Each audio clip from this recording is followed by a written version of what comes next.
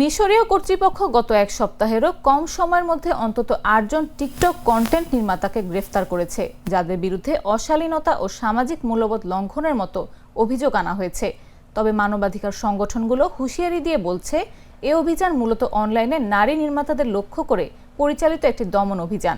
মিশরের স্বরাষ্ট্র মন্ত্রণালয় জানায়, এসব নির্মাতার ভিডিওতে রয়েছে অশালীন ভাষা, সামাজিক শালীনতা লঙ্ঘন এবং সোশ্যাল মিডিয়ার অপব্যবহার। তবে মিশরের অন্যতম মানবাধিকার সংগঠন Egyptian initiative for personal rights অভিযোগ করেছে যে সরকার মূলত সমাজের কথাবার্তায় নিয়ন্ত্রণ আরোপ করতে চাইছে।